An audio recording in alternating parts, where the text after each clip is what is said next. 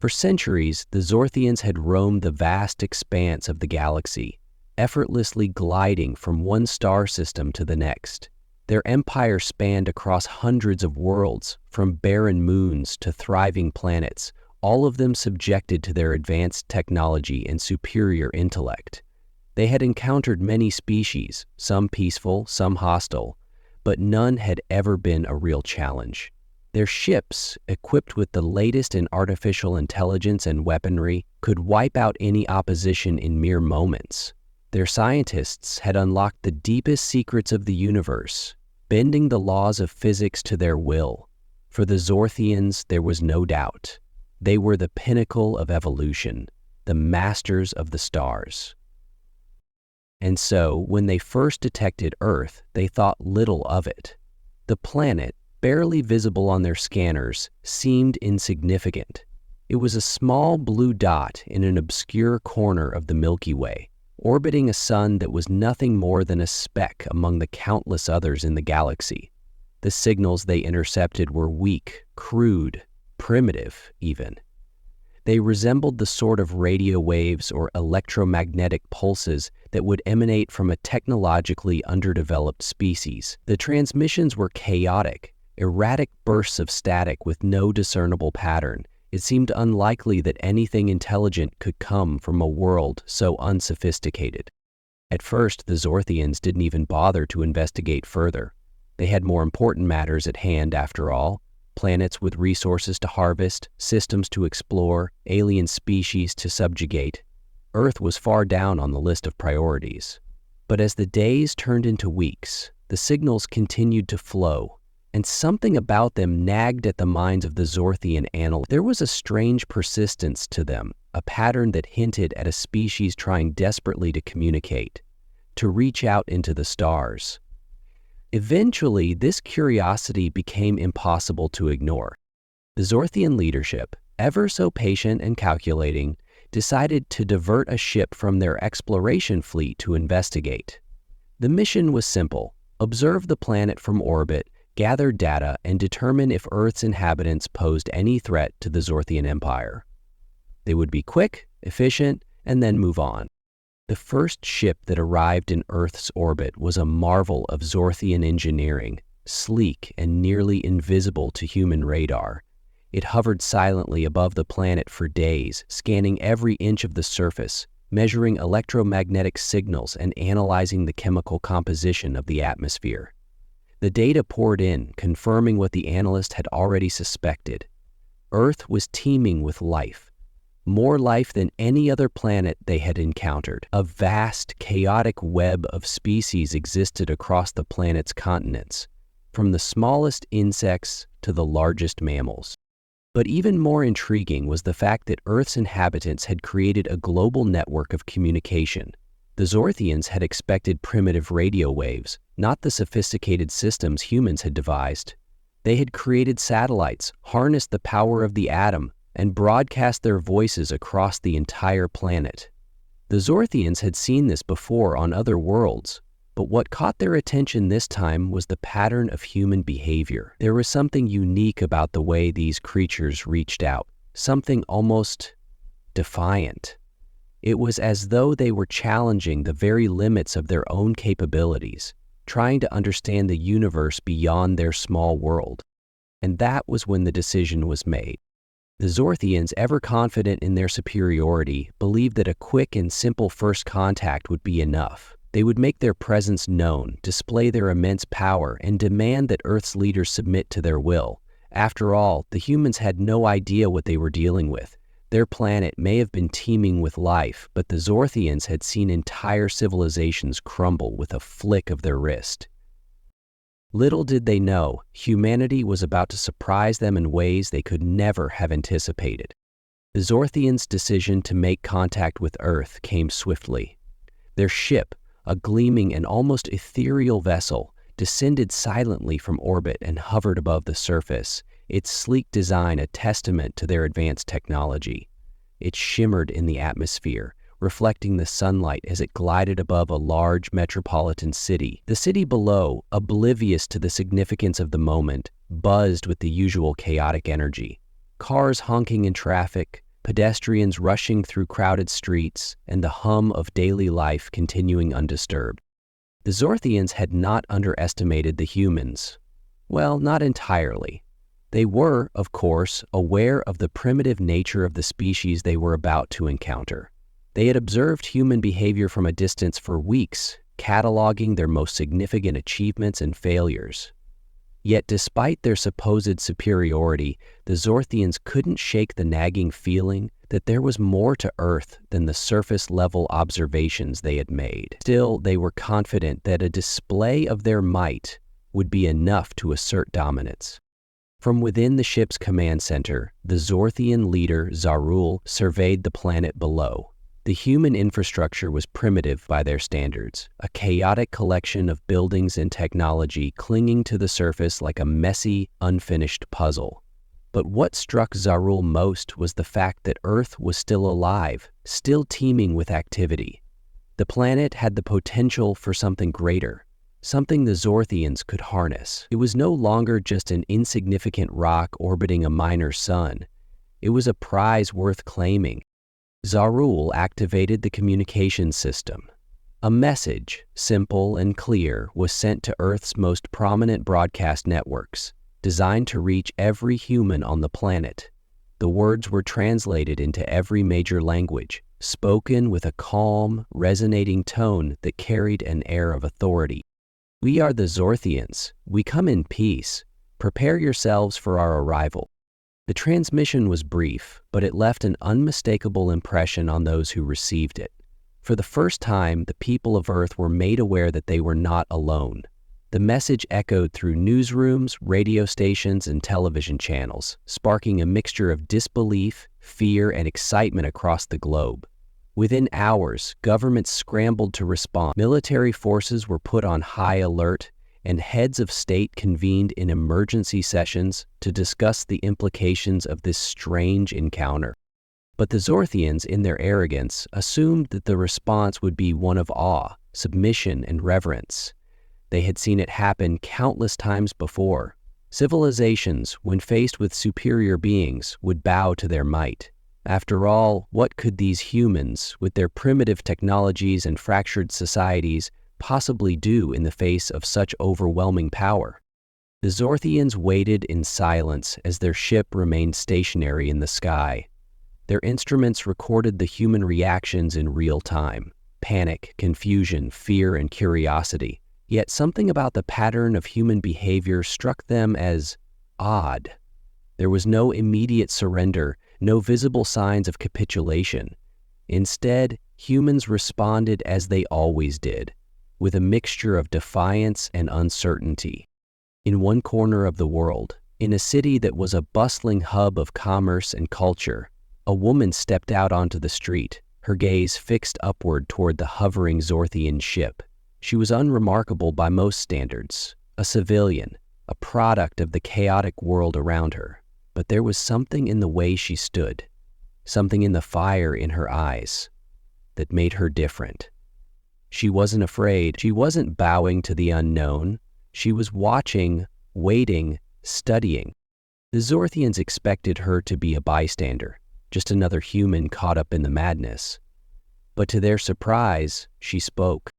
Her voice was clear, firm, and without hesitation as she addressed the towering presence above her. "So, what do you want?"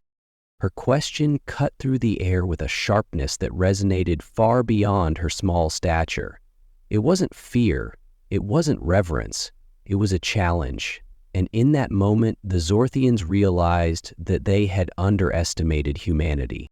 They had prepared for awe, for submission.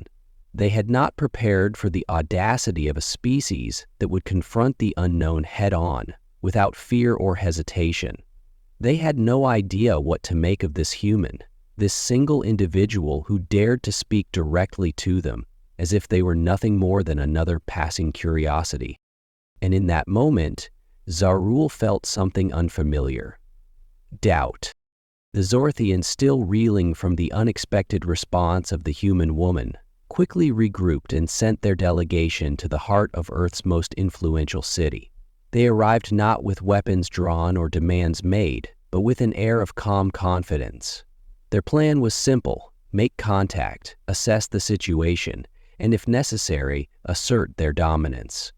They had always found it effective to project an image of peace first and to slowly work their influence into the minds of lesser species. It had worked for centuries across countless planets. Why would Earth be any different? The delegation's members were tall, smooth-skinned beings, each one radiating an unsettling calm. Their eyes were deep, black voids, full of an eerie intelligence that seemed to gaze right through anything and everything. Their voices, when they spoke, were low and melodic, but with a resonance that left no room for argument. They stood in stark contrast to the chaotic, noisy human world they had entered, and it was clear to anyone who looked at them that these beings were not from Earth. They were something entirely other, something incomprehensible. The streets of the city fell into an eerie silence when the Zorthian delegation descended from their ship. People paused, mid-step, as if caught in a collective breath, their eyes turned upward toward the looming craft. The delegation stood still for a long moment, taking in the view below them. They noted the shimmering lights of the city, the human structures rising upward like monuments to something. Perhaps ambition, perhaps arrogance. The delegation didn't care much for the details. They were here for one reason: to make their presence known and to begin the slow, steady work of reshaping this world according to their will. Without a word, the Zorthian leader, Zarul, moved to the front. His posture was perfect, unyielding, and as he began to speak, his voice reverberated across the streets, reaching every corner of the city, every ear that could hear. His words were translated into every human language, but the calm power in his tone transcended language itself. It was as though he was speaking directly into the souls of every person listening. "We are the Zorthians," Zorul's voice echoed. "We come in peace. Your planet has been observed, your species evaluated, and we have deemed you worthy of our attention. You will prepare yourselves for the next phase of our interaction." The crowd below was frozen, unsure of how to respond.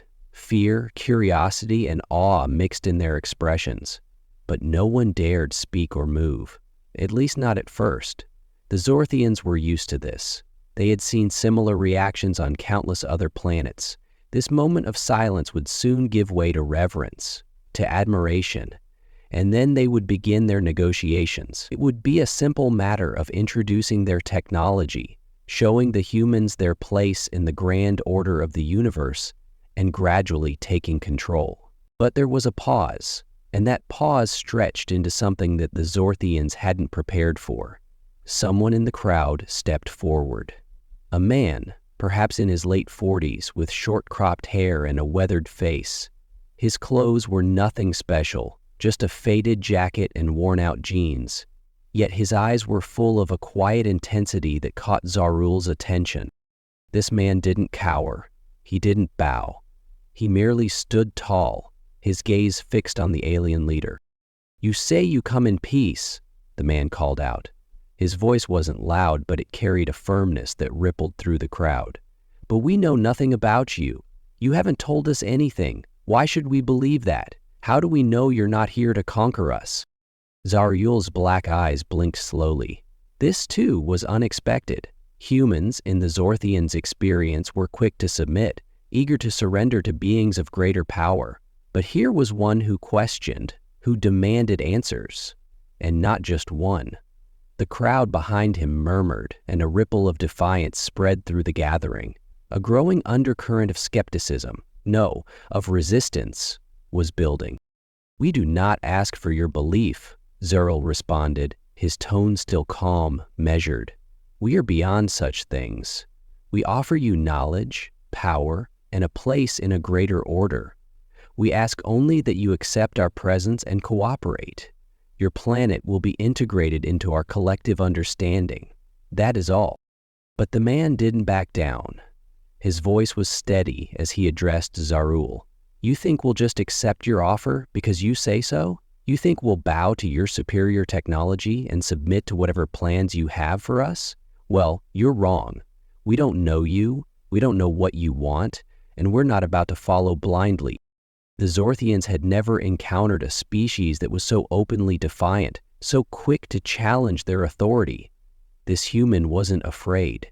He wasn't intimidated by the towering figures before him or by their advanced technology. In fact, he seemed to be sizing them up, like an animal sensing a threat and preparing for a fight. Exorial's mind raced. This was not how it was supposed to go. This wasn't how it was supposed to happen. "We are here to help you," Zarul said, his voice still calm but now tinged with something different, something almost impatient. "We offer you a future beyond your wildest imaginings. You need only accept." But the man wasn't done. He glanced at the crowd, then back at Zarul, and finally spoke again. "You don't understand," he said, his voice low but carrying an undeniable weight. "We don't need saving, and if you're looking for something from us, you'll have to work for it. We're not just going to let you take what you want." In that moment, Zarul knew. He knew that humanity would not be so easily controlled, so easily bent to their will. The spark of defiance was too strong, too ingrained in these creatures. For the first time, the Zorthian leader felt something he had never experienced before: doubt. The Zorthian delegation, unsettled but still composed, returned to their ship after the tense exchange with the human man. Zarul, their leader, spent the long hours aboard their craft, reviewing the events of the day. The human had challenged them, openly questioned their motives, and even mocked their assurances. It was a far cry from the obedient submission they were accustomed to encountering from weaker species. There was something remarkable, perhaps even dangerous, about humanity. The Zorthian fleet, accustomed to maintaining control over any situation, had never been forced to reconsider their approach. But this was different. The humans weren't responding with fear or awe. Instead, they were testing the Zorthians at every turn, pushing back against the implied submission the aliens expected. Exarul had assumed that their overwhelming presence would be enough to sway the humans. After all, the Zorthians had dealt with entire civilizations in far less time. But this wasn't going according to the script. The Zorthians gathered in the command center, silent at first, as Zarul took his place at the head of the table. His voice broke the silence, calm but sharp. "This will not be as simple as we assumed," Zarul said, his words carrying a weight that made the others uneasy. "The humans will not yield. It is clear they are not afraid of us. In fact, I believe they see us as a challenge." A murmur of agreement rippled through the room. The Zorthians, having studied countless species across the galaxy, were well aware of how submission typically unfolded. Fear would lead to surrender, then cooperation. It was a predictable cycle. But here, on Earth, the cycle had been disrupted. Humans were not responding as expected. One of the senior advisors, Zorik, spoke up. "Perhaps we have underestimated them. They have shown an unwillingness to simply accept our terms, and we've observed their response to our technology. They adapt quickly, too quickly. There are even reports of them attempting to reverse engineer our equipment." Zarul frowned. This was troubling. This is not a species we can conquer with ease. They possess resilience and a capacity for innovation that I have not seen in many of the civilizations we've encountered. He paused, the gravity of the situation settling in. "We must proceed with caution. This will not be a quick victory." He stood and paced slowly across the room. "We have always relied on superiority, on the assumption that advanced technology and power would intimidate lesser species into compliance. But humans do not think like the others. They do not bow easily, and that could pose a threat to us." The room fell silent again as each Zorthian processed the implications of their leader's words. They were not accustomed to losing control of a situation. Every plan they had devised up until now had relied on the assumption that humanity would recognize the vast gulf between their technology and that of the humans. But instead, humans had not only accepted their presence, but had begun to challenge them on their terms. But the Zorthians had found a means of integrating human affection into the process of human thought. which is related to many of the present's early building blocks. "We must change our approach," Zarul declared, his voice suddenly filled with an eerie resolve. "This will not be a battle of power alone. It will be a battle of will. If they refuse to submit, we will make them understand that they have no choice." Zorik's brow furrowed. "But how? They are not like the others. We've seen their reaction. They do not fear us." "We will give them a reason to fear," Zarul responded, his voice cold. "But first, we need to understand them fully. We need to learn how they think, what drives them. We will observe. We will find the cracks in their resolve." Zarul turned to the rest of the council, his eyes burning with the intensity of someone who had just shifted their strategy. "We will find a way to control them, but we must be patient. It is clear now that this is not a conquest that will fall at our feet. We must make them understand the futility of resistance." The Zorthians did not question their leader's words. They knew, as always, that Zarul was right. The Zorthians were patient by nature, and they had time. But as they set their plans in motion, there was something beneath the surface of Zarul's confidence that troubled him. Humans, he realized, were not just fighting to survive. They were fighting for something far deeper, a fierce sense of identity, a need to protect their world and their way of life. It was this, more than any weapon or technology, that could prove the Zorthians' undoing. And Zarul had never faced an enemy that wielded something so intangible, yet so powerful.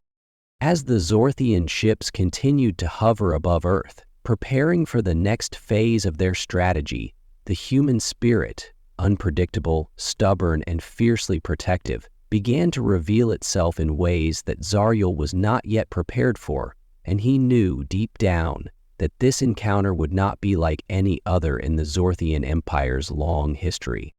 The Zorthians, still shaken by the unexpected defiance of the humans, decided to take a more direct approach. Zarul and his council were no longer interested in subtlety or diplomacy. The time for patient observation had passed. The humans had already shown an unsettling resilience, and now the Zorthians had to test their strength. If the humans could not be cowed by mere presence, perhaps they could be swayed by an irresistible offer, one that would test their true resolve. The Zorthians made a bold move. They reached out with an offer too tempting for any civilization to refuse, a massive exchange of knowledge and technology. The Zorthians sent teams to Earth's most secure military bases, offering blueprints for advanced weapons, energy systems, and medical breakthroughs. They promised power beyond imagination, techniques for harnessing the forces of nature itself, weapons capable of eradicating entire armies in a single strike, and cures for diseases that had plagued humans for millennia. It was a gift, but it came with one heavy condition: humanity's cooperation. At first, the offer seemed to be met with awe. Government officials, scientists, and military leaders all expressed their amazement at the scale of the Zorthian technology. Human engineers and researchers began to pore over the blueprints, attempting to reverse engineer the alien technology. At first, it seemed as though the Zorthians had won. The sheer weight of their gifts was enough to bring humanity to the negotiating table. Even those who had once rejected the aliens' presence were now reconsidering their stance. A certain complacency settled over the globe. Could this be the salvation humanity had been waiting for? But as the days wore on, the human response became something the Zorthians hadn't prepared for. Rather than ceding control, the humans began to act.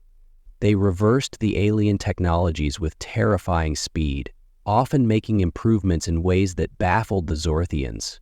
In laboratories around the world, engineers worked around the clock, synthesizing and adapting alien designs into something uniquely human. Humanity's ability to absorb and transform foreign technology was astonishing, and they didn't stop at improvement. They began to build new weapons based on Zorthian technology.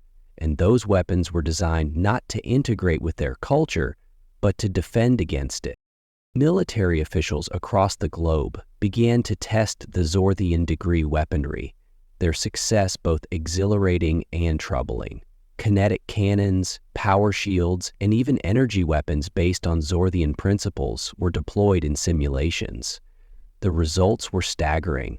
Humanity was not only keeping up, but quickly overtaking the Zorthians' expected trajectory. The new weapons outstripped the capabilities of many alien designs, while their adaptability allowed them to be used in ways the Zorthians had never thought possible. The Zorthians had made a grave error. They had assumed that the offer of power would inspire submission. Instead, they had gifted humanity the means to fight back. The idea that their superior technology could be used against them sent a shockwave through the Zorthian leadership. The Zorthians had always controlled the flow of knowledge, but humanity had cracked the code in a fraction of the time it had taken their race to master these same technologies. Zarul, upon hearing the reports, was filled with a deep, simmering frustration. The humans weren't just accepting the gifts. They were taking them, learning from them, and turning them into something else entirely. Worse, they were doing so with a passion that only fueled their growing defiance. It became clear that humanity wasn't just interested in what the Zorthians had to offer. They were using it to prepare for war. "This will not end with peaceful negotiations," Zarjul muttered to his council. "They are turning our own gifts against us. They are not like the others." Zorik, one of Zarul's most trusted advisors, was quick to point out the severity of the situation. "Their leaders are in disarray, but they are organizing. There are too many factions working together now, and each one seems intent on utilizing our technology to fight back. What we gave them in hopes of pacifying them may now become their greatest weapon." The realization hit Zarul like a blow. The humans had done the unthinkable. They had turned a symbol of power into a weapon of resistance.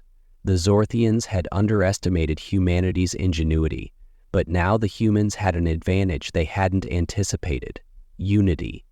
Even if humanity had no single government or cohesive leadership, they were coming together in ways that no other species had before. They were uniting, not under fear, but under the banner of resistance. "Prepare for escalation," Zarul commanded. "If we cannot bend them with gifts, we will have to crush them with force. We cannot afford to allow them to develop this technology further. They are far too dangerous." The Zorthians were not accustomed to retreat, and now, faced with an enemy more adaptable and innovative than they had ever imagined, they would shift their focus to the one thing they could still control: overwhelming might. But as the Zorthians began to prepare for the coming battle, something in the back of Zarul's mind gnawed at him. This wasn't just a conflict of technology. It was something deeper, something more profound about humanity that the Zorthians hadn't yet fully understood. And it was this unpredictable element, the one thing they had never encountered, that could very well be the thing that would decide the outcome of this war. The atmosphere on Earth had shifted.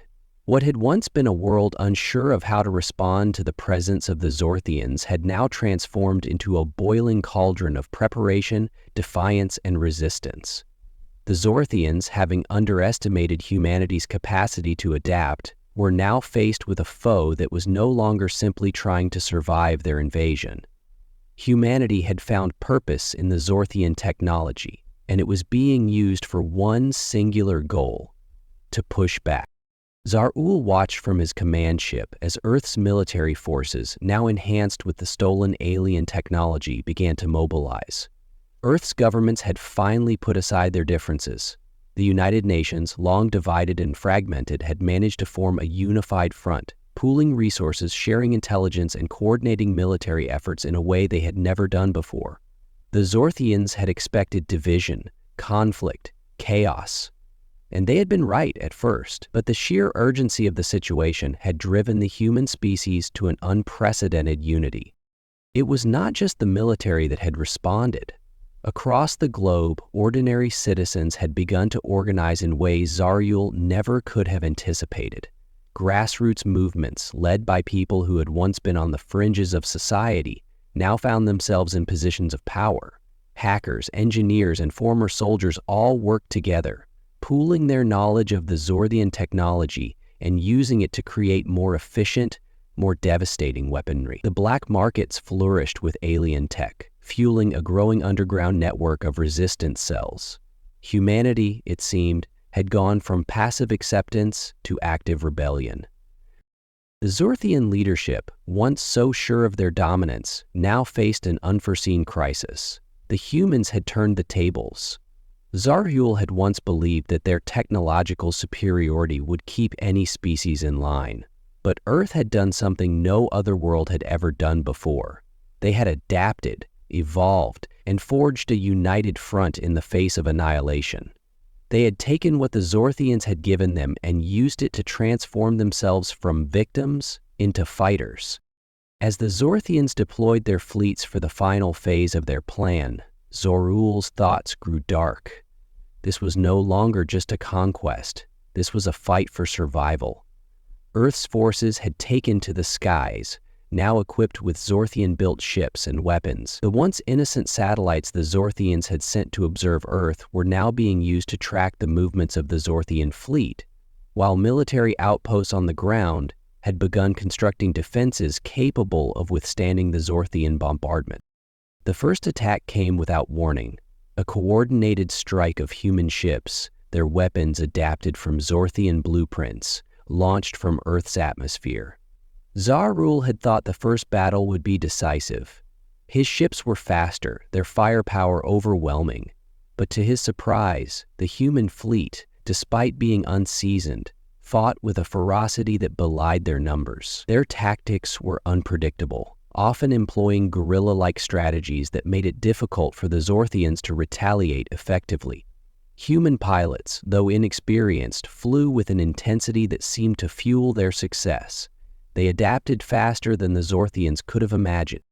As the first waves of Zorthian ships were repelled, the Zorthian commanders began to fear that they might have underestimated the humans even further.